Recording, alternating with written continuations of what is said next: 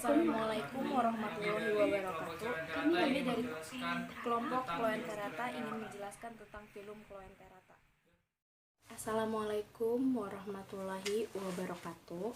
Nama saya Rasamelia. Saya akan mempresentasikan ciri-ciri pada Kloenterata. Yang pertama, multiseluler dan radial simetri. Multiseluler adalah organisme yang memiliki beberapa sel dalam tubuhnya. Organisme multiseluler memiliki ukuran yang lebih besar dari organisme uniseluler. Sehingga organisme multiseluler dapat dilihat dengan mata telanjang.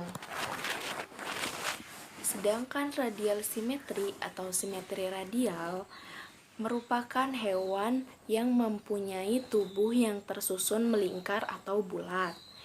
Hewan dengan simetri radial hanya memiliki bagian bagian puncak atau sisi oral dan bagian dasar atau sisi aboral. Dan yang kedua merupakan hewan invertebrata, yang berarti hewan yang tidak memiliki tulang belakang atau ruas-ruas tulang belakang. Yang ketiga, memiliki bentuk seperti tabung atau polip. Yang keempat, dikelilingi tentakel di sekitar mulut yang berfungsi sebagai sistem gerak dan juga untuk menangkap serta memasukkan makanan. Dan yang kelima, lapisan tubuh Kloenterata terdiri dari jaringan eksoderm serta mesoglea.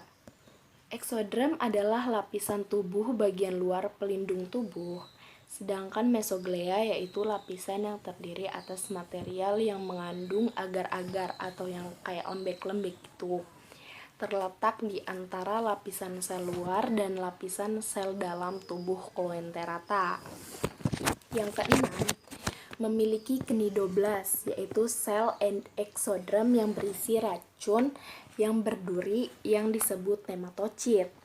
Nematocit berfungsi untuk mempertahankan diri dan melumpuhkan mangsa ke dalam tubuhnya. Yang ketujuh, hidup di air tawar, air laut secara solider atau melekat pada dasar perairan dan berkoloni, dan biasanya Kloenterata kebanyakan hidup di air laut. Yang kedelapan, memiliki sel penyengat atau nematosis. Nematosis berfungsi sebagai alat penyengat yang terdapat di tentakel. Alat ini disertai dengan jarum penusuk yang berisi racun yang dapat melumpuhkan saraf. Dan yang kesembilan, merupakan hewan karnivora. Jadi invertebrata kecil yang terkandung dalam air laut akan dikonsumsi oleh Kloenterata dengan memasukkan air laut ke celah-celah tubuh Kloenterata dan akan dicerna di bagian pseudopodia di gastrovaskuler. Yang ke-10, tidak memiliki organ atau sistem organ. Sekian penjelasan dari saya, kurang lebihnya mohon dimaafkan. Terima kasih. Wassalamualaikum warahmatullahi wabarakatuh. Assalamualaikum warahmatullahi wabarakatuh.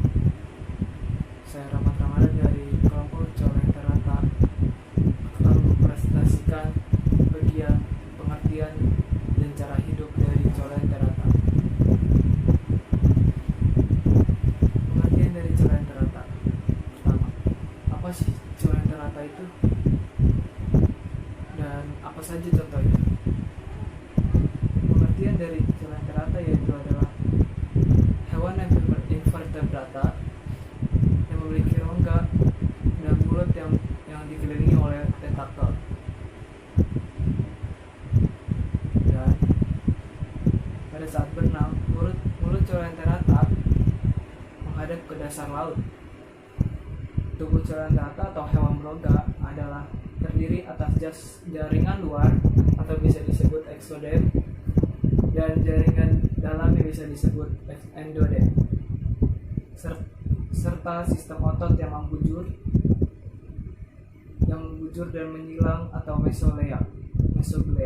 Istilah coelenterata berasal dari bahasa Yunani dari kata coeles yang berarti rongga, dan ini dia bentuk tubuhnya seperti tabung dan mulutnya yang dikelilingi oleh tentakel. Dan kalau Medusa ini dia bisa terbang, bisa berenang, sama dekat mulutnya dikelilingi oleh tentakel juga. Terus pada saat berenang mulut coelenterata menghadap ke dasar laut.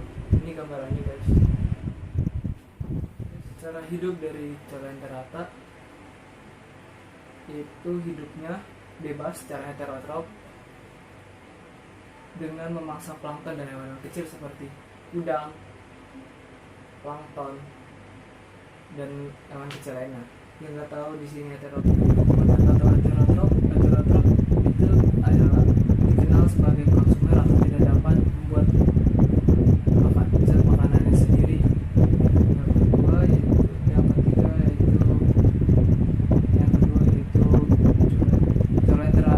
coelenterata seluruhnya hidup di air, baik di air laut maupun di air tawar.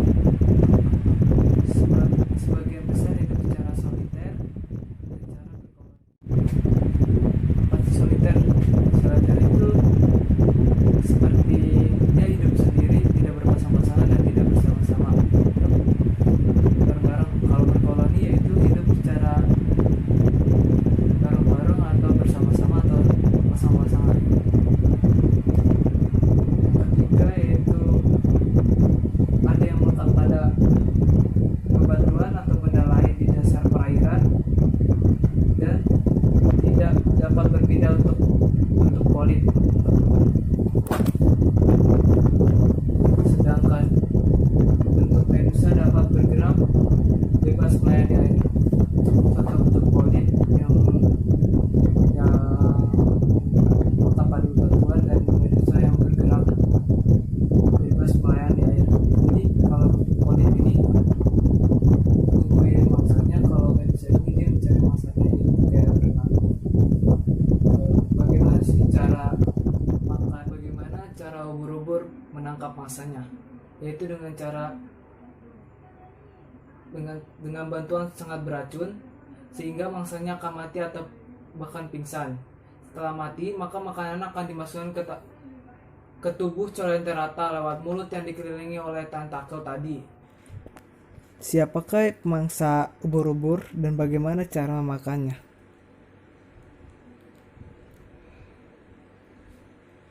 Salah satu pemangsa ubur-ubur atau bisa dijadikan makanan sehari-hari oleh hewan laut yaitu penyu. Penyu memakan ubur-ubur untuk dijadikan santapannya. Penyu menggunakan mulutnya untuk menangkap ubur-ubur, dan setelah ditangkap ubur-ubur ditelan langsung begitu saja. Dan dikutip dari g2news.com, ada hewan laut pemakan ubur-ubur ganas itu bernama blue dragon atau disebut glaucus pemakan ubur blue battle. Itu dari saya. Selanjutnya akan ada materi baru yang akan dijelaskan oleh rekan saya berikutnya. Saya Lintang Lestari. Saya akan menjelaskan tentang film Coelenterata. Nah, di sini saya akan menjelaskan tentang reproduksi Coelenterata. Reproduksi Coelenterata mengalami metagenesis atau pergiliran keturunan antara vegetatif dan generatif, sehingga mempunyai dua bentuk, yaitu polip dan medusa. Polip merupakan bentuk Coelenterata yang berbentuk seperti tabung, sedangkan medusa adalah bentuk Coelenterata yang berbentuk seperti payung. Nah, yang pasti ubur-ubur ada yang jantan dan ada yang betina. Nah, yang jantan akan menghasilkan sperma dan yang betina akan menghasilkan ovum. Nah, ovum dan sperma akan mengalami fertilisasi atau keguguran sehingga menghasilkan zigot. Ziggot akan tumbuh dan berkembang menghasilkan planula. Planula ini merupakan tahapan larva. Planula juga merupakan larva bersilia. Planula akan mencari tempat yang cocok. Jika sudah menemukan tempat yang cocok, dia akan melekat dan bertumbuh menjadi skifistoma. Skifistoma juga akan tumbuh dan berkembang menjadi polip. Nah, polip juga akan tumbuh dan berkembang menjadi strobila. Bagian atas strobila terdapat kuncup-kuncup. Jika sudah lepas, dia akan menjadi evira. Evira akan tumbuh dan berkembang menjadi medusa muda. Medusa muda akan tumbuh dan berkembang menjadi medusa dewasa. Jika sudah menjadi medusa dewasa, mereka akan kawin. Nah, fase generatifnya yaitu pembuahan pada sperma dan ovum. Sedangkan fase vegetatifnya itu adalah pembentukan tunas atau kuncup. Assalamualaikum warahmatullahi wabarakatuh. Perkenalkan, nama saya Nina Nurjayati, ingin menjelaskan klasifikasi Coelenterata. Nah, untuk klasifikasi Coelenterata, kelas pertama yaitu Anthozoa. Anthozoa memiliki bentuk tubuh yang menyerupai bunga atau bisa disebut dengan anemon laut.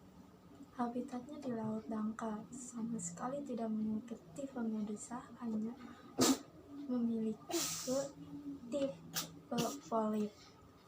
Bisa saja dalam bentuk soliter ataupun berkoloni. Untuk gastrovaskulernya, dia itu tipenya berongga dan juga bersekat. Ada juga yang mengandung nematosid. Untuk Anthozoa ini umumnya diesis. Umum diesis itu berumah dua, seperti halnya pada kelas Scyphozoa. Untuk siklus hidupnya yaitu terdapat banyak lembaran-lembaran tentakel. Tentakel ini menghasilkan zigot. Untuk tipe dari Anthozoa kemudian akan berkembang menjadi larva planula atau planula larva dan akan semakin kompleks dan berkembang menjadi tipe polip kembali. Tubuh polip berbentuk silinder yang pendek di mana habitat mulut kerongkongan. Hidupnya terdapat banyak lembaran-lembaran tentakel. Tentakel ini yang menghasilkan zigot. Untuk tipe dari Anthozoa kemudian akan berkembang menjadi larva planula atau planula larva dan akan semakin kompleks berkembang menjadi tipe polip kembali. Tubuh polip berbentuk silinder yang pendek di mana terdapat mulut kerongkongan atau bisa disebut stomedium. Pada sisi stomedium terdapat juga siponoklip, dan di bawah stomedium terdapat rongga gastrovaskuler. Kemudian dipisahkan menjadi beberapa kamar oleh sekat-sekat yang mengandung nematosid. Sementara itu, pada kakinya terdapat berupa cakram basal yang merupakan tempat untuk meletakkan diri pada substrat. Tentakel jumlah yang banyak dan berkelipatan 8. Memiliki bentuk polip lebih besar berukuran dibandingkan ukuran polip dari kelas lainnya. Tubuhnya tersusun atas kalsium karbonat. Reproduksinya dilakukan secara aseksual dan dengan tunas dan fragmentasi. Seksual menghasilkan gamet. Kelas yang kedua yaitu hydrozoa. Pertama dapat hidup di perairan air laut dan air tawar yang agak dangkal dengan cara hidup yang berkoloni dan ada yang soliter. Pada bentuk medusa umumnya berukuran kecil dan dengan diameter 0,5 sampai 6 meter. Tipe hidupnya dapat berupa polip, medusa, atau keduanya. Sedangkan nematositnya sudah tidak berada pada gastrodermis, tetapi ditemukan pada tentakelnya. Sedangkan nematositnya sudah tidak berada pada gastrodermis, tapi ditemukan pada tentakelnya. Diulang 2 kali. Untuk hydrozoid sendiri memiliki 2 alat indera, yaitu 1 oceli sebagai indera pencahayaan dan yang kedua statosista sebagai alat keseimbangan. Sedangkan gabungan untuk tipe polip dan tipe medusa mengalami pergiliran keturunan atau yang bisa disebut metagenesis, di mana pada fase vegetatif berbentuk polip dan fase generatif berbentuk medusa. Untuk tipe polip dan ada dua bentuk, yaitu soliter dan koloni. Untuk soliter, pada saat tunas ini membentuk dia akan memiliki mulut dan tentakel. Nah, kemudian dia akan lepas dari induknya. Sedangkan koloni, ketika tunas ini memiliki mulut dan juga tentakel, mereka tidak akan lepas dari induknya dan hanya membentuk koloni hidroid. Untuk reproduksinya mereka memiliki dua tipe, yaitu vegetatif dan generatif. Untuk vegetatif terjadi pada masa polip sehingga terjadi pembentukan polip. Untuk generatif terjadi peleburan ovum dan sperma. Untuk hydrozoa ini mereka termasuk hermafrodit. Jadi dalam satu organisme dia dapat menghasilkan sel sperma dan sel telur. Namun pada pematangannya sel sperma dan sel telur itu berbeda-beda, sehingga diperlukan juga organisme lain untuk melakukan fertilisasi atau pembuahan baru. Perkembangbiakan secara seksual dan aseksual. Seksual yaitu generatif. Dilakukannya peleburan sel sperma dan sel telur yang terjadi pada fase medusa.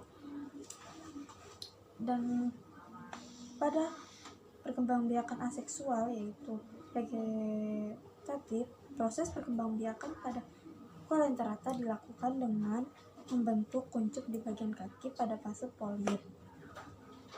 Terima kasih. Untuk kelas yang ketiga yaitu Scyphozoa. Scyphozoa umumnya bisa disebut dengan ubur-ubur, habitatnya di air laut, memiliki ragam warna dan semi transparan. Walaupun didominasi oleh tipe medusa pada siklus hidupnya, namun pada beberapa spesies ada yang memiliki tipe polip dan ada juga yang tidak memiliki tipe polip. Nah, untuk Scyphozoa ini umumnya diesis atau berumah dua. Jadi, organisme hanya mampu memproduksi sel sperma saja atau sel telurnya saja. Berbeda dengan Hydrozoa yang bersifat hermafrodit.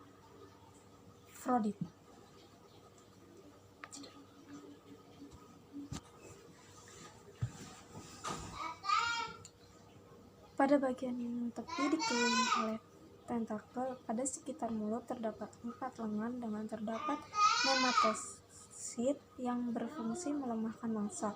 Sistem saraf yang berbentuk anyaman. Sistem pencernaannya sama seperti anggota dari kelas lainnya, yaitu berupa rongga gastrovaskuler dan memiliki saluran bercabang di dalam rongganya. Pencernaan pada Scyphozoa berlangsung secara ekstraseluler. Pada bentuk medusa terdapat mulut, manubrium, perut pusat yang bercabang menjadi 4 kantung perut dan masing-masing dibatasi sekat yang disebut septum. Sebagian Scyphozoa telah memiliki indera sederhana, misalnya tentakel sebagai alat keseimbangan, ocellus yang dapat membedakan gelap dan terang, dan celah olfaktoris yang merupakan indera pembau.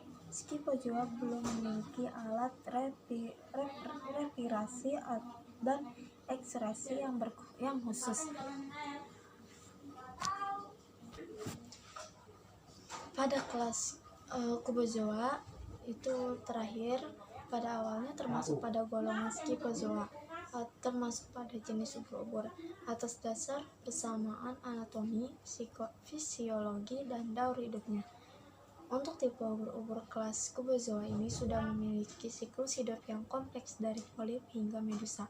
Dan untuk tipe medusa, tudung berbentuk kubus atau kotak dan juga sudah memiliki lensa mata yang kompleks, sehingga untuk ubur-ubur di kelas Cubozoa ini sudah dinamakan sebagai ubur-ubur sejati. Habitatnya pada perairan air laut dan merupakan perenang yang hebat dan cepat. Dengan kecepatan 8 meter per menit, memiliki 4 tentakel yang berongga dan panjang mencapai 2 meter, dan kemudian menonjol keluar dari struktur mirip seperti pendulum. Memiliki sisi datar yang menyerupai bentuk kubus, memiliki 4 sekat, yaitu pada sistem pencernaan gastrovaskuler memiliki 4 sekat di dalam rongga tersebut. Berenang secara horizontal. Peranannya yaitu memiliki beberapa peranan kolenterata, antara lain yang pertama sebagai plankton di perairan, kedua sebagai penyusun terumbu karang yang ada di lautan, dan juga sebagai hiasan ketika misalnya anemon laut ini kita awetkan dan dijadikan sebagai hiasan di rumah. Assalamualaikum warahmatullahi wabarakatuh. Di sini saya ingin presentasikan struktur dan fungsi kolenterata. Struktur dan fungsi pada film kolenterata terdiri atas 3 lapisan, yaitu epidermis, mesoglea, dan gastrodermis. Yang pertama, lapisan epidermis, yaitu lapisan terluar yang tersusun atas 5 macam sel, yaitu sel epitel otot, sel interstisial, sel cnidosit atau cnidoblast, sel kelenjar lendir, dan sel saraf indera. Lapisan epidermis berfungsi sebagai sel yang mensekresi mukus yang melindungi tubuh menangkap mangsa dan untuk bergerak. Yang kedua, lapisan mesoglea merupakan rongga yang berisi bahan seperti gelatin dan tidak mengandung sel-sel. Mesoglea terletak antara epidermis dan gastrodermis. Sistem syaraf cnidaria terdapat pada lapisan ini. Lapisan mesoglea berfungsi mengatur rangsangan yang masuk pada cnidaria. Yang ketiga, lapisan gastrodermis merupakan terdapat Lapisan gastrodermis merupakan terdiri atas beberapa macam sel, yaitu sel otot, pencerna flagella, sel kelenjar enzim, dan sel kelenjar lendir. Lapisan gastrodermis ini berfungsi sebagai pencernaan yang berasal dari bahan gelatin. Sejahtera bagi kita semua. Di sini saya akan mempresentasikan hasil presentasi saya yang berjudul Peranan Coelenterata dalam Kehidupan Manusia. Ikuti terus saya supaya kita tahu apa saja peranan Coelenterata dalam kehidupan manusia.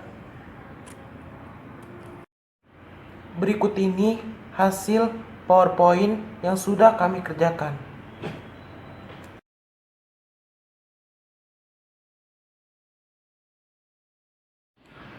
Peranan Coelenterata memang sangat berpengaruh dalam kelangsungan hidup makhluk hidup. Bukan hanya manusia, tapi hewan juga ikut terpengaruh dalam pengaruh dari peranan Coelenterata. Tetapi peranan Coelenterata ini tidak semuanya baik loh. Peranan Coelenterata ini ada juga yang tidak baiknya. Peranan Coelenterata ini dibagi menjadi 2 tipe. Yang pertama, peranan Coelenterata yang menguntungkan bagi kehidupan makhluk hidup. Yang kedua, peranan Coelenterata yang merugikan bagi kehidupan makhluk hidup. Coelenterata yang menguntungkan bagi makhluk hidup.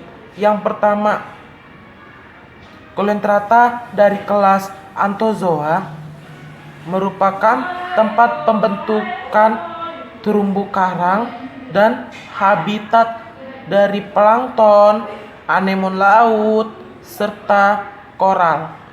Hal ini juga berfungsi sebagai mencegah abrasi oleh air laut serta wisata maritim. Kenapa Anthozoa bisa ya untuk membentuk terumbu karang? Karena Anthozoa melakukan simbiosis mutualisme dengan hewan laut sehingga terjadilah terumbu karang sebagai tempat hewan laut tersebut. Dan hewan-hewan laut tersebut akan memberikan makanan pada Anthozoa. Yang kedua, beberapa jenis ubur-ubur yang tidak beracun dapat dikonsumsi dan dijadikan bahan kosmetik. Seperti salah satu yang terjadi di negara Jepang, yaitu ubur-ubur yang tidak beracun tersebut dapat dikonsumsi untuk dijadikan makanan sehari-hari, seperti dicampur ke dalam bahan makanan mie, salad, gulai, dan bahkan dijadikan teman saat untuk meminum teh. Yang ketiga, beberapa jenis Coelenterata, karang tubuh luarnya dapat dijadikan sebagai hiasan untuk akuarium. Contohnya, yang pertama adalah koral merah, Corallium rubrum. Yang kedua adalah karang piring, Fungia actinovermis. Yang ketiga, akar bahar, Parumuricea. Yang keempat, karang otak, Favia speciosa. Yang kelima, karang kuku, Eupuletia fibriata. Ini peranan Coelenterata yang merugikan bagi makhluk hidup. Yang pertama adalah Coelenterata dalam kelas Cubozoa dapat membahayakan para perenang. Hal ini dikarenakan karena sengatan nematosistanya yang dapat menyebabkan luka yang sangat parah, bahkan sampai menyebabkan kematian sekitar 3-20 menit. Ubur-ubur kotak yang dapat mengeluarkan racun yang berbahaya bagi manusia dapat menyebabkan lubang pada sel-sel di dalam tubuh manusia menjadi rusak atau pecah. Ketiga, pertumbuhan Coelenterata di laut lepas dapat menyebabkan air laut menjadi dangkal dan terhambatnya pelayaran.